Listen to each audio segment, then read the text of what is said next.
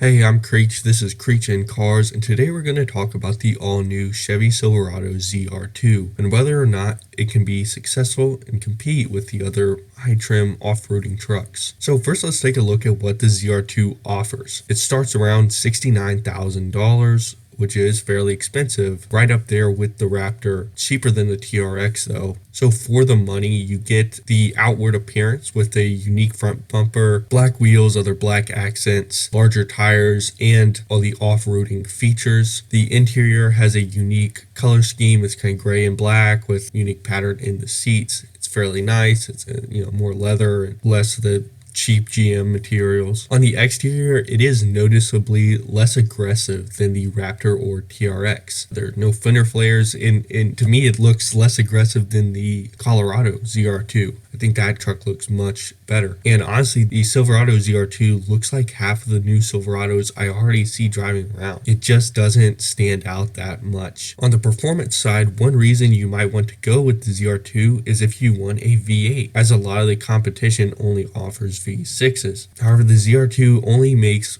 420 horsepower, 460 pound-feet of torque, and it's just underpowered compared to the competition, and it gets worse fuel economy. But the viability of any car depends on how it stacks up to the competition. So let's take a look at the competition for the ZR2. We know that a good truck in this segment can be successful. We see that there is a demand for this type of vehicle. So I think there are two sides to the ZR2's competition. On the upper end, there are the Raptor and TRX. These are both more expensive, although the Raptor isn't much more expensive. The TRX is a lot more expensive, but these are leagues ahead of the ZR2. Won't go into great detail with these two because there's a larger difference in price with the TRX, in appearance with both of them, performance with both of them. There just isn't much of a comparison here. I expected the ZR2 to compete most directly with the Raptor just because it makes sense in my head for Chevy to go after Ford, but that is clearly not what was intended. They're not trying to make a Raptor killer. They are trying to make something else. And so on the lower end, we have the Tundra TRD Pro and the Titan Pro 4X. This is where I believe the ZR2 was intended to compete at, and I think it competes most directly with the TRD Pro. But first I want to go over the Pro 4X quickly. The Pro 4X is without a doubt the value leader in this niche. It also offers a V8, gets slightly better fuel economy than the ZR2, but the major advantage with the Pro 4X is price, as it starts at just over $51,000, more than 10 grand cheaper than any other brand in this segment. That being said, it clearly doesn't stand up to these other super trucks. It has a very toned down appearance, and it just doesn't have anywhere near the performance and capability of the competition, but it's a lot cheaper. And that's kind of the entire proposition of the Titan Pro 4X, being the top trimmed off-roading Titan. So the ZR2 doesn't have the looks or performance of the TRX or Raptor. It doesn't have the value proposition of the Pro 4X. So what does it compete with? I think it's the Tundra TRD Pro. The TRD Pro is a little cheaper than the ZR2. It starts around $66,000. Keep in mind, I just went over the Pro 4X, it's $51,000, much cheaper. But the Raptor starts a little over around 71,000, and the TRX starts around 80,000. And with the TRD Pro, you do get a completely redesigned vehicle for this model year. Although the Silverado is getting a refresh this year, but it's not a new generation. With the all-new design, with the Tundra, obviously that is going to be the most subjective part. Mechanically, the TRD offers a hybrid powertrain with a twin turbocharged V6 and then an electric motor, of course. It was hard for me to find some more solid numbers on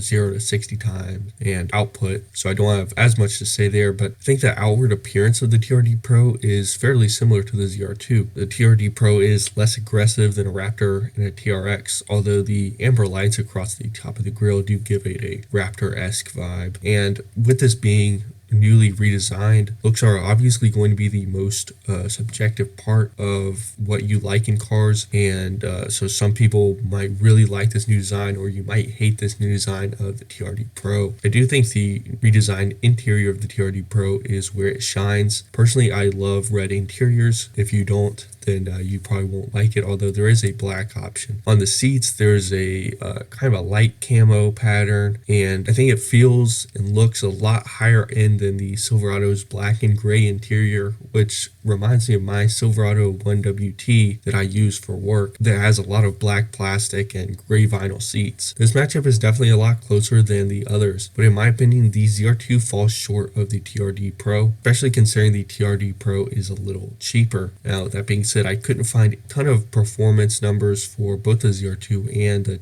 TRD Pro, so couldn't compare everything there. I do think the TRD Pro is a little more on-road performance oriented than the ZR2 is. So if you are looking for more of an off-roader, the ZR2 might win out. But if you want something that's closer to, I have a cheap TRX, I think the TRD Pro kind of slots it in there. So for me, I think the ZR2 falls in last place when compared to the higher end off-roading trucks. But there's another factor that I think makes the ZR2's position worse. It's something you could call the break-in factor. Every new car model has to break into the market in some way to make room for sales among established competitors. This aspect is muted by the fact that the Silverado nameplate is very well established, and under the F-150 it is best-selling truck and one of the highest selling vehicles that there is. I think number 2 in a lot of places in the country. I think it will still matter though, and it's because when you say Raptor, it means something different from saying F-150. When you say TRX, it means something different from Ram 1500. The ZR2, I don't think will bring that to the Silverado. It just doesn't offer crazy performance or innovation,